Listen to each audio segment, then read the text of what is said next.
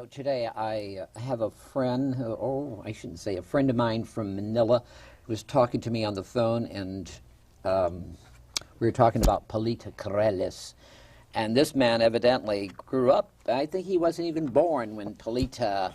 Alec Mapa. I know all about Polita Corrales. You do? Oh, You're from sure. But you were born here. No, I was born in San Francisco. In San Francisco. Yeah. But your parents are from the Philippines. Yeah, they're from the Philippines. Yeah. But tell me something. I got to ask you real quick. Yeah. San Francisco, it's a very gay city. Oh, but yeah. Come on. I grew up in the 70s in San Francisco. It was like the last 10 minutes of the Roman Empire. Yeah, but boy, I'll tell you, how did it feel to be the first? Actually, you are about the very first Oriental? The very first Asian American, gay Asian. Gay. I played the very first gay Asian series regular on a television series for CBS for some of my best friends. So it's a distinction that I hold. And so, you know, what are you going to do? It's a great compliment. Yeah, well, great. Thanks. And thanks. you're also a great writer. You've written plays for Mark Taper, is it? I've written 3 plays for the Mark Taper Forums, Taper 2. I wrote 3 solo shows. The first one was I Remember Mapa. And the second one was called Pointless. And the third one was called Drama, which was actually all about growing up in San Francisco. Yeah. I'm looking at you. Growing up in San Francisco, was it tough for you? You know, there's a... If you were in Idaho, I want to know, that would be different. You know, there's... I felt like anytime you grow up in a city, you have to grow up a little quicker than everybody else. Right. You know, and I was exposed to a lot of stuff really, really early, and there's a lot of great stuff about that, and there's a lot of bad stuff about that. But you're not shy. Most Orientals are really? shy. Oh, Skippy, come on. Well, most Orientals. Oh, you know, Asians and all. There's, you know, the I lived in Hong Kong, too, and they are shy people. Oh, no, maybe just around you. Oh, okay. Maybe it's like, Skippy Lowe's coming. Let's dial it down a little bit.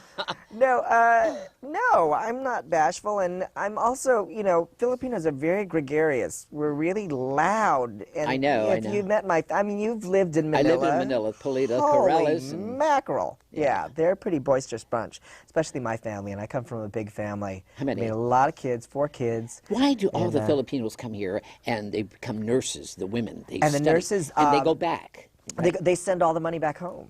No, not just the money. They learn their crafts, and then they go back and become very good nurses back there. I think that's great. I really do. I think it's wonderful what they do. Yeah. Still writing? Still writing. And you're also the Advocate. Tell me about that paper. I was doing one of my solo shows at the Taper 2 last year, and they did an interview on me, and where they asked me a series of questions, and I wrote back all my answers, and then a month later they offered a column space to me, and I did it. What was your favorite question they asked you? Do you have a favorite? Yeah, well, they said, what was your most embarrassing moment on stage ever? And I and I said, well, there's so many. Oh. It's like picking a favorite child. So I was in an off Broadway play. It was my very first play in New York City. What was it? It was Epicene, or The Silent Woman. It was a Ben Jonson play. It was very avant-garde, the take that they took on it. Right. And at the very end of the play, I was supposed to just strike a pose on stage in my underpants. You know, and that's fine. You know, I was okay. I'll do it. And then there was a very, very slow blackout as I held this pose. Well, are you going to give me another Miss Jackson situation here, Janet well, Jackson? No, I'm not going to give you a visual. But so just as it was opening night, and then the audience is filled with people, and just as I'm holding this pose, and the lights are going out, something fell out of my underpants that belonged to me, and I just kind of had to hold the pose as the lights kind of went slowly to black. And that was your embarrassing moment. Yeah, that was my New York debut, as it were. I seen you here at the Wilshire Theater in a wonderful play, one of my very favorites. Oh, thanks. M. Butterfly. M. Butterfly. You were absolutely wonderful. Thank you. Do you know you that fooled was that audience. You know, you fooled California audiences, L.A., that you were a boy. Right. There's got to be ignorance not to go in there and know that Madam M. Butterfly was going to be. That was kind of the fun of the ride. I mean, people went in kind of knowing the story and kind of were caught up in the moment. Right. And I was sitting next to a lady, and she said, "Oh, I can't believe that's a boy." I know. I know. 10 years later, I'm still in a dress. I just did this movie called Connie and Carlo with Nia Vardalos tell and me Toni about that. Collette. It's so much fun. It's kind of Some Like It Hot meets Victor Victoria. They, Nia Vardalos and Toni Collette play these two dinner theater singers who witness a murder and end up hiding out in Los Angeles as drag queens. And I play, Steven Spinella and I play best friends. We're a drag duo called Peaches and Cream. He's Peaches, I'm in Cream. Is this it? And yeah, and Can we I show play. this? Yeah, we play one of the couple of the drag queens that help them hide out. And one of the presents I got from the director, Michael Lembeck, was this great. He got the script for me, and he bound it, and then he gave me all these pictures. That's it. So this is a picture of me and Steven Spinella. The camera, Can you get see that? that? Yeah. Oh my. Come for a close-up. Yeah. That's it. us. Get a close-up. I'm on like that. Esther Blodgett in A Star Is Born, bringing my scrapbook. Okay, there. Yeah. That's us. That's great. And we help them hide out in Los Angeles. And at one point, we joined their act. We joined their act, and this is all of us together. Nia Let's see Vardalos that. and Wow. Toni Collette. And all I of want us it close. together Toni Collette is great. Yeah. Can we get a really- close-up on Can that you one? get that? If we I'll try to, can. like- Yeah. There we go. Dun, dun, dun, Da, dun, da, dun, da. dun, Oh, dun. wow. The glamour of Hollywood is back. Yeah. There you go. Working in that. How was it? Terrific. Connie and Carlo, right? Yeah, Connie and Carlo with Michael Lembeck directed. Here's a picture of us as all dressed up as the Lizas. Ooh. We're all dressed up as Liza Minnelli. That's the very first drag number. Why do the gays love Liza Why and do Judy? the gays Tell me. love Liza and Judy? I think we relate to their eccentricity and the suffering.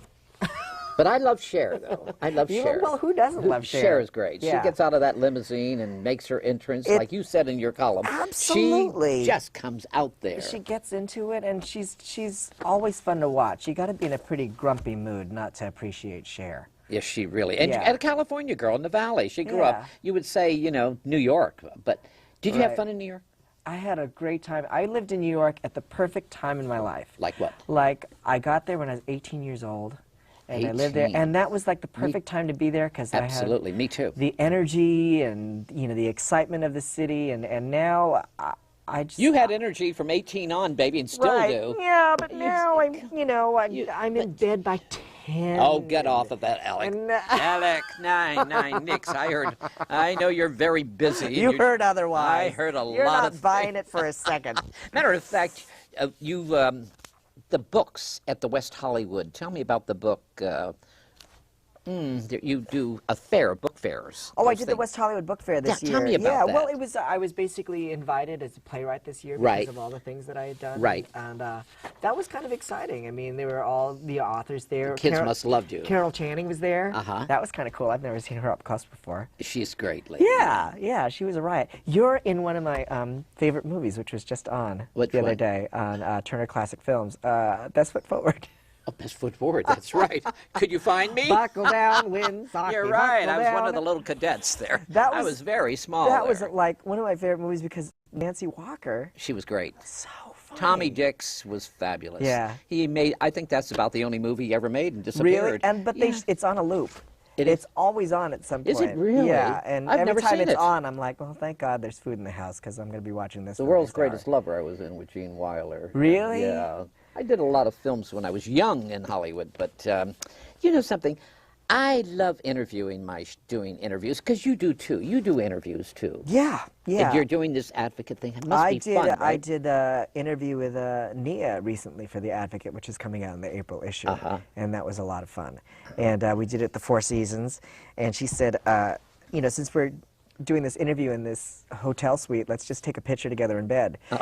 So we did. So we did one of those scandal sheet shots with us under the sheets, like, so that's coming out in April. Tell me about the scandal sheets. Do they carry on with you a little? No, they've got bigger fish to fry. No, but you got a great personality. Well, do you know what I mean? At this point, you know, I was always out. I was always open. So it's really not an issue. I think what you resist, bother you, you does it? draw closer to you. Well, Yeah.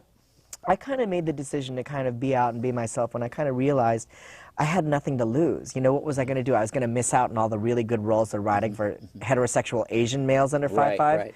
Do you know what I mean? So I've kind of, you know, it was when I decided to be myself and kind of dropped all that baggage that I really started getting a lot of work in this town. As a young Asian gay entertainer, Quentin Crisp had opened doors for you. Yeah. Tell me about that. Well, I think that, you know, at that time, I mean, to show how far we've come, I mean, Quentin Crisp, when he came out and decided to be himself, that was a pretty radical act. I mean, it was during World War II. Yes. Do you know what I mean? So it couldn't have been easy for him, and there's still. But the young, do they appreciate for someone like that to? I think it's a very rare occasion when people kind of appreciate the people who've come before them. Yeah, right. I think I'm different because, you know, I came to New York when I was 18 years old, and I worked with a lot of people in the theater, and at that time, who really were my mentors and everything, who really helped me a lot, and they're all dead. They all died of AIDS, and they all, I mean, Bob Borat, who was my stage manager during M. Butterfly, Sam Sexton, who was my dresser, a lot of directors I worked with, Glenn Gardali, I mean, friends who really kind of encouraged me to be myself, and who were kind of role models in terms of they were out and they were gay and they were happy and successful and had friends and families who accepted them. So they kind of really created a space where it was safe for me to be myself. So I really have an appreciation for the lives that they led. And, you know, at the time where, because the response to AIDS was not a positive one when people first started getting sick, they were not treated with kindness, they were not treated with dignity, they were not treated with respect, and they all held their heads high. So I really appreciate that. You know who you are now. Oh, absolutely. You've always known, I think. Huh? No, not necessarily. I think it's really hard kind of growing up, you know, being... Was there some moments in your life as an Asian gay? Yeah.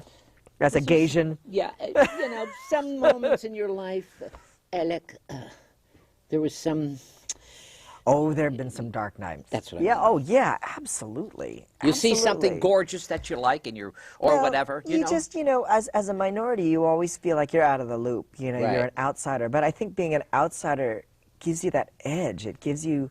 it makes that struggle makes you smarter. It makes you a little stronger than everybody else. I mean, my whole thing about being a minority is I have to justify my place in whatever venue I'm at, whether it's writing or the sitcom or the film.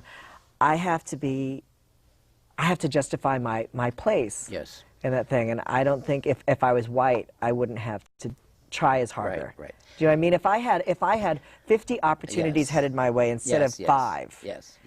You know, if I have 5 opportunities headed my way, I really have to take advantage of those opportunities, and that's the difference. You have, and you're doing but the difference is, you know, I think in my 20s I was really crabby about that, and now I'm kind of grateful.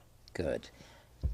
Talking about sitcoms. Yeah. Half and half. I'm on half and half. Tell me about that. Well, half and half, Alec Mapa. Mapa. Come on, I love it. I think this is a great show. Thanks. Brand new show. A brand new show on UPN. I was invited, again, it's, you know, it's about maximizing your opportunities. I was invited on as a guest star. And I was only ever expected to do a couple of episodes, and then they kept on asking me back. The first season I did 7 episodes. Ooh. The second season I did 14, and now I've been made a series regular. So let's just show my audience. Kind of really great. You brought a clip. I love to see it. Okay. Hey, you guys came after all. This is great. And you're just in time. The $1.99 prime rib buffet closes in 20 minutes. My treat. I hit it big. I got 3 major Heelys on the I Dream of Jeannie slot machine. I think we better handle this divorce first. You can get divorced anytime. Let's take a gondola ride at the Venetian. No. We have to figure this out no matter how long it takes. Sure, absolutely. But first, let's all go to the Luxor and ride the Nile. Adam, this is no time for fun. We're talking about marriage here. Okay, fine. Nobody's married. I made the whole thing up. What? Well, I just made you think you were hitched to get everybody here for my 25th birthday. Now let's go eat all the meat we can eat. Hold Miss Thing. I cannot believe you did that. Thank God. We're not married. I don't mean to hurt your feelings, Spencer, but thank God. That is the saddest, most desperate thing I've ever heard. I know, it was so much fun. They drank till dawn and passed out in bed together. If I hadn't taken advantage of that, I'd be ashamed of myself. Hey, I'm here, I'm queer, I love to interfere. You know, kicking your ass wasn't like fighting a girl. I'd take... Okay, I'm sorry. I went too far. I just didn't want to spend my birthday alone. Is that so wrong? All of you are like my family. And if I can't share my birthday with my family, who can I share it with? Oh, Adam, we understand. Even though your little prank ripped me away from my man. Guess who's here to surprise the birthday boy? Thank God these losers were sucking the life out of me. Wait, what happened to the Cher concert? The lights went down, the music started, and our dark lady began singing Gypsies, Tramps, and Thieves. And we realized something was missing. And it wasn't just her ribs. We had our gypsy and our thief, but we didn't have our tramp. I can't believe I flew coach for this. Let's go to Cirque du Soleil. Hot Canadian men in tights. Later, straighters. This is going to be my best 23rd birthday ever. You know, It's funny material. Hilarity ensues. Ah, that's funny. Everything you watch Who a are the two television guys, show. the other guys? That one was played by Asaf Cohen, and the other one is this local actor named Todd Sherry, who's hysterically It funny. is And funny, he does yeah. a lot of radio programs in The town with Joanne writing Worley. is so funny, though. Oh, thanks. I The like writers Miss are really Thing, good Miss to be on the Thing. show. I like that word, Miss Thing, because Thing. that is so true, Miss Thing. I mean, there is so... God, let's get back to New York. Yeah. Education, like, you went to drama school? I Did went to you NYU. I was accepted into NYU on academic probation. Did you really? Yeah, because my grades were horrible. Okay. Yeah, I was a really bad kid in high school. Okay. I was the 'Cause you wanted I was a kid showbiz. with a switchblade and a cigarette dangling out Were of you my mouth. really? Yeah, I was kind of a bad kid. What do you And mean but by bad well, kid, I just Alec? school just didn't interest me. I was, I hardly went. But you didn't go violent out on the streets? No, no. That's what I only, meant. only when necessary. And, You hit and they someone? can't prove a thing. No, I was. You carried a purse to hit Yeah, 'em? yeah, right, yeah, right hook with my Gucci bag. But school just didn't interest me, and I had the grades to prove it. And when I auditioned for the drama department at NYU, they said, "Well, you can act, but your academic record is pretty horrible. So if we accept you, you have to show up." Okay. And they did. But I had, in order to stay in school, I had to maintain a 3.5, which is like a B+ average. so you did. And I So did that's for good. 4 years. Yeah, who And did the you- lesson is stay in school. That is your lesson. Yeah. What has been the biggest lesson for you as an actor? The biggest lesson as an actor, don't take anything personally. Don't take that. anything like that. personally. Because if you took anything personally in this town, or anything personally as an actor, it would kill you. And I believe that is the #1 reason people quit. Is because they I get their like feelings that. hurt. Yeah. It's soul crushing. Yeah. If you lose out on a part, Yeah. if you're not getting any work, if somebody doesn't like you. See, if- Sean Penn. I right? love Sean Penn. I think he's a great actor. I love Sean Penn, too. I'm so happy that he won. Yeah. And I just hope he wouldn't take everything so personal. Yeah, well, what can you do? Because, yeah. Yeah. So now tell me about this other thing you brought me. You brought me another clip. What was I that? did? Oh, this is great. I'm on this, I did a guest starring role on this show called Significant Others on Yeah, Bravo. tell me about that. And it's about all these couples who are going through couples therapy. And that's the premise. And the entire show is improvised.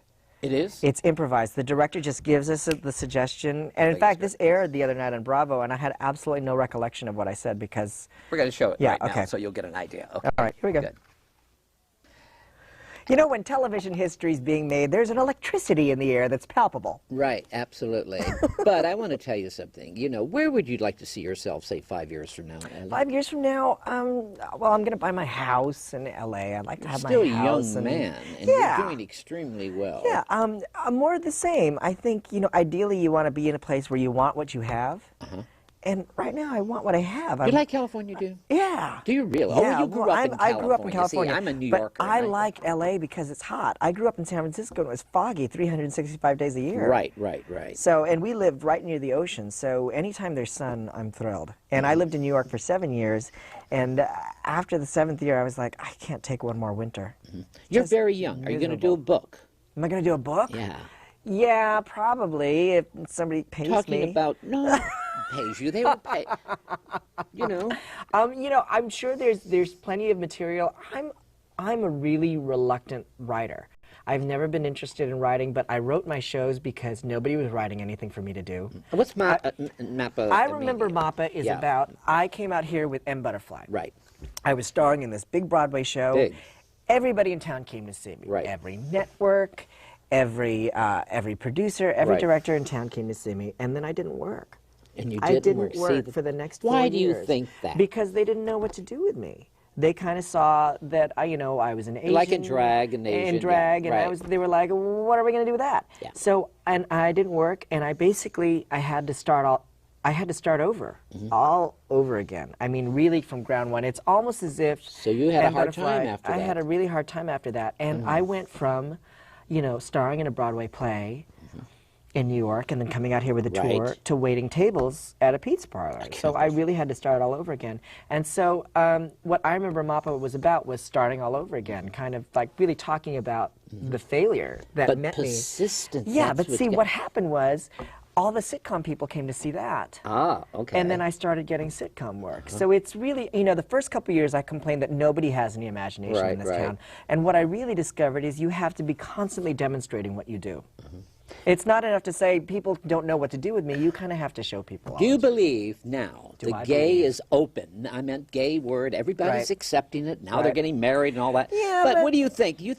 That helped Alec Mapa? Yeah, well, it did help. It did help me kind of find my niche, and it kind of set me apart. Right. And I felt like what I previously perceived as being liabilities, Right, being right. gay, being Asian, I kind of perceived as assets. They were things that made me unique. They were things that made me stand out. And at this point, they were things that got me work. Right. But as far as gays being accepted and everything, I feel like that's. But you're an really- actor, yeah, basically. I'm That surrounded. is, you are an actor. I'm in environments all day long Right. where I'm surrounded by support and by friends and Right. by You're people an who accept actor. me. You're But the not minute you just- step outside of that Yeah. circle, I mean, during CBS, during one of the press junkets for some of my best friends, that show that I did over there, one of the press people said, "Aren't we over this? Aren't we past this?" And Yes. I'm like, "No, No. we're not." That's I mean, right. like, if I held hands with my boyfriend in any other city besides West Hollywood, walking down the Absolutely. street, there'd be a brick to the head, and fast. So every time people say, how far we've come, we've still got a ways to go. But the marriage thing. The marriage thing, well, whatever it is, I just. I think I'm old-fashioned I in think that. that's I think it's a real civil rights issue. Yeah, do you know I what I do. mean? I I'm a do. first-class citizen every April 15th. Yes. When the taxes, taxes come you around, pay. if you're gonna, I'm considered a first-class citizen in the eyes of the law every time my taxes are due. So if you're gonna tax me like a first-class citizen, treat me like one. That's my only issue. Half and Half is on what day? Mondays at Mondays, 9:30. 9 o'clock. Wait, prime time. Prime time. Wow, Mondays. Prime 9. time. I'm at Cafe Roma Monday nights Monday doing my nights? showcase. Okay, well, I'll have to come. You got to. It's a lot of fun. I bet. I have a 95-year-old woman who performs, walks on stage, sings, talks, and does comedy. Holy She's mackerel. 95. 95. Maybe You know what, I your thought- half and half could use her someday.